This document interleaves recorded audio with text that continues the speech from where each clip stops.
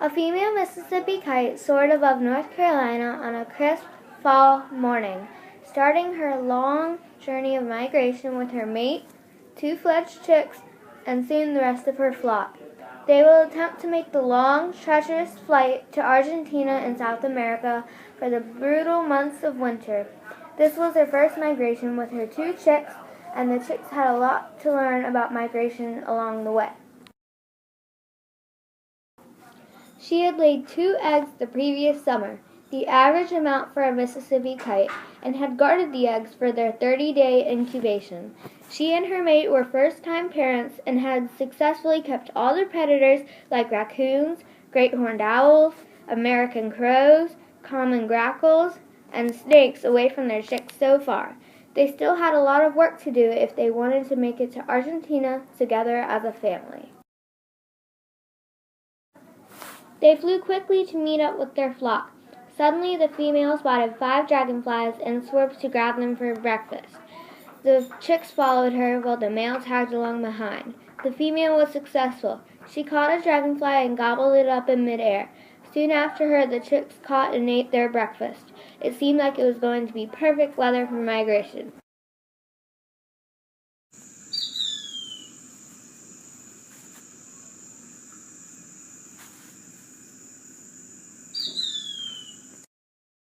As the sun began to sink in the sky, the family spotted the rest of their flock. Mississippi kites remember the flock that they fly with from the previous years of migration.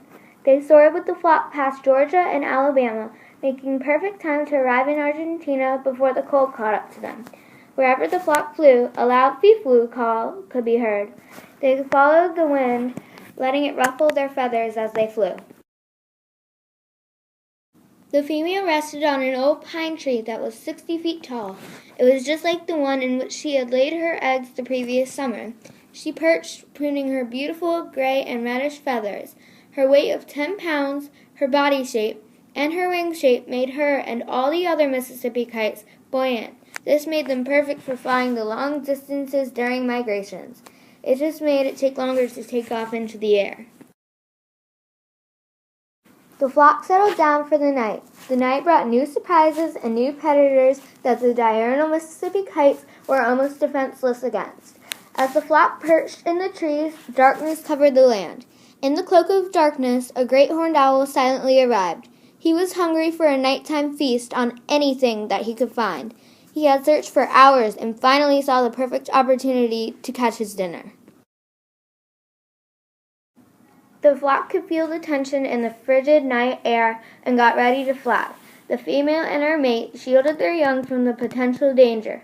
Suddenly, the owl made his move and swooped down to perch on the tree limb next to the fear-stricken family. As he crept closer, the female Mississippi kite led the way as they took off into the air. They soon outflew the dangerous, threatening great horned owl. A new spot was picked to rest, and the Mississippi kite settled down for a peaceful remainder of the night. The full moon sat in a sea of fog in the starry sky. It would be their wise, thoughtful guardian and protector for the long, dangerous night ahead of them. While they were sleeping, a storm brewed, promising a miserable day of flying ahead for the flock of Mississippi kites. The flock of Mississippi kites awoke to gray skies and dark, ominous clouds, a bad omen for their plan of flying for the entire day. The family joined the rest of the flock on a hunting expedition for breakfast before the rain. The flock soon found their ideal spot for hunting over a small pond. The family immediately caught their breakfast of dragonflies and grasshoppers. They retreated back to the shelter of the trees from the shining silver pond when the rain began to pour down. The female perched on a tree, anxious to begin flying again before the cold caught up to them. After a week of rain, the Mississippi kites were still stuck in Texas when a cold spell came. It was disastrous. Many of the flock perished. Luckily, the family survived the cold. As soon as the rain and cold had left, the flock began to continue their journey with less than half of the original group. As the flock carried on into Mexico, the danger of the freezing cold threatened to catch up with them.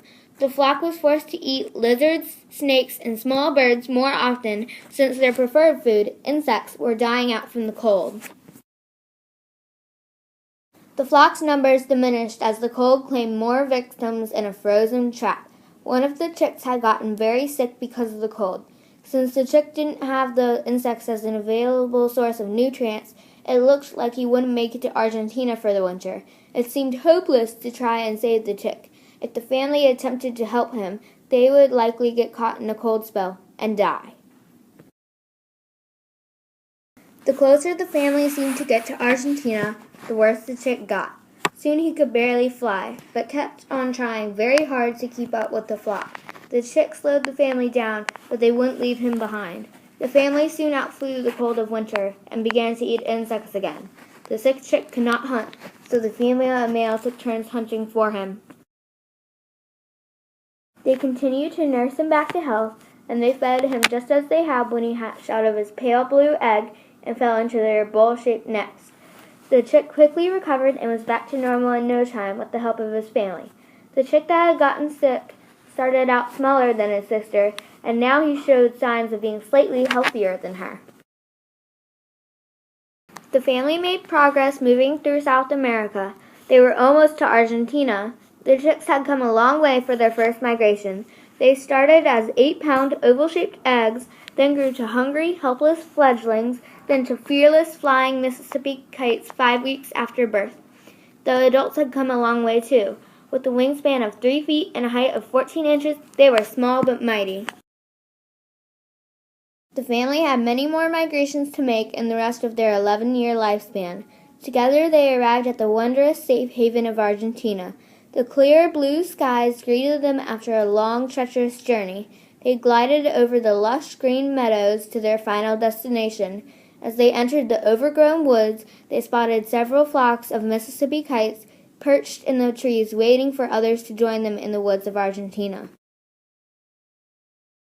The birds greeted them with a loud, thin-whistled fee-foo call. The time to rest had finally come for the exhausted Mississippi kites.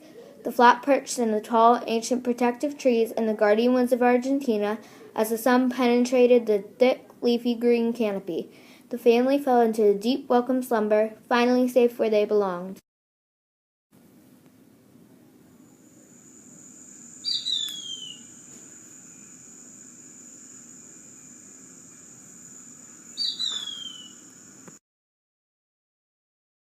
The flock had been reduced to less than a quarter of its original number, but the family had survived.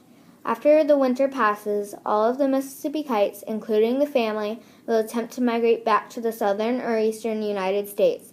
The chicks will then leave their parents and have a turn raising their own family, battling the odds against survival.